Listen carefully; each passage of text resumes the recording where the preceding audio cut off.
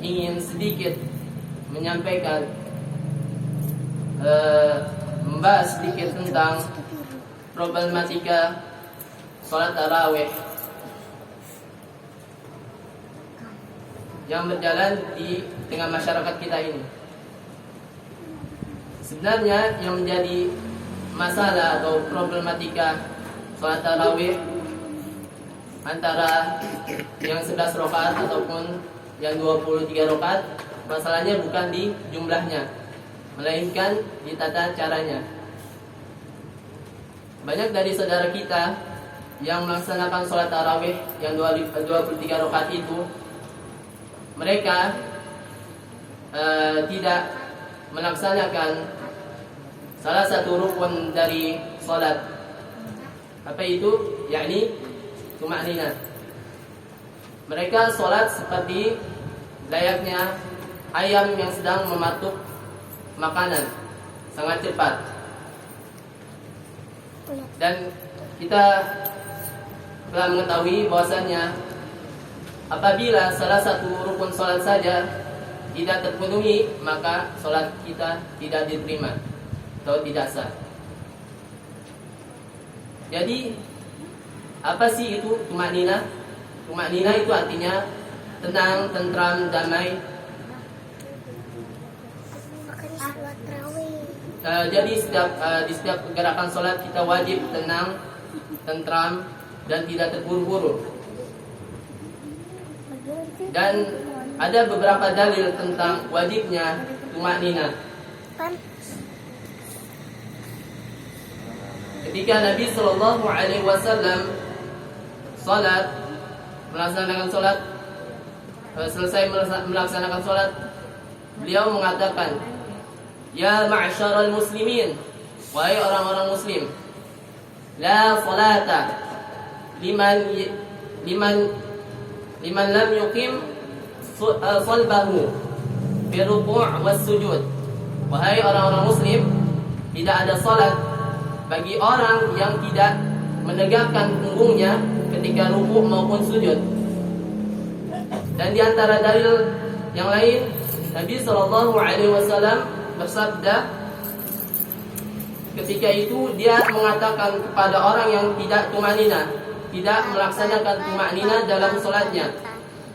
Beliau berkata, "Idza qumta ila shalah fakabbir thumma qra' ma tayassara ma'aka min al-Qur'an thumma irka' hatta tatma'inna raki'an thumma irfa' hatta ta'tadila qa'iman thumma isjud hatta tatma'inna sajidan thumma irfa' hatta tatma'inna jalisan thumma isjud hatta tatma'inna sajidan thumma al dzalika fi salatika kullaha." Yang artinya, jika Anda hendak mengerjakan salat, maka bertakbirlah, lalu bacalah ayat Al-Quran yang mudah bagi engkau. Kemudian rukuklah sampai benar-benar rukuk dengan tumakninah. Lalu bangkitlah dari rukuk hingga kamu berdiri tegak. Setelah itu sujudlah sampai benar-benar sujud dengan tumakninah. Lalu angkatlah kepalamu untuk duduk sampai benar-benar duduk dengan tumakninah. Setelah itu sujudlah sampai benar-benar sujud. Kemudian lakukanlah pada setiap solatmu. Hadis ini diriwayatkan oleh Al-Imam Al-Bukhari dan Al-Imam Muslim. Di antaranya juga ada dalil dari hadis Rasulullah Shallallahu Alaihi Wasallam mensifati seorang yang tidak tumakninah dalam salatnya dengan seburuk-buruk penjahat. Rasulullah seburuk-buruknya pencuri. Rasulullah Shallallahu Alaihi Wasallam bersabda, aswa'un nasi sarqatan alladhi yasliqu min salatihi. Qalu ya Rasulullah wa kaifa yasliqu min salatihi? Qal lam yutimma ruku'uha wa la sujuduha. Sejahat-jahat pencuri adalah yang mencuri dari solatnya.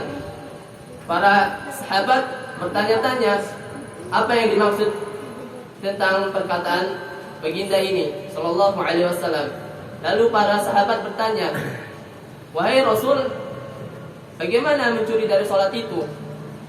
Lalu Rasul sallallahu alaihi wasallam menjawab, "Dia tidak sempurnakan ruku' dan sujudnya." Hadis ini diriwayatkan oleh Al-Imam Ahmad dan disahihkan oleh Asy-Syaikh Al-Albani rahimahullah taala dalam kitabnya Shahihul Jami'. Bahkan Nabi sallallahu alaihi wasallam memerintahkan seorang untuk mengulangi salatnya karena tidak terlaksananya tumakninah dalam salat dia. Beliau sallallahu alaihi wasallam mengatakan kepada orang yang tidak tumakninah, "Irji', kembalilah engkau, fasalli, kembali untuk salat. Fa innaka lam tusalli, karena sesungguhnya engkau belum salat." Hadis ini diriwayatkan oleh Al-Imam Al-Bukhari. Maka dari pembahasan yang tadi Anda jelaskan, kita bisa menyimpulkan beberapa poin. Yang pertama adalah tumakninah itu hukumnya wajib, dan hal tersebut adalah bagian dari adab solat. Lalu poin yang kedua adalah tata cara solat seperti yang diajarkan Nabi sallallahu alaihi wasallam.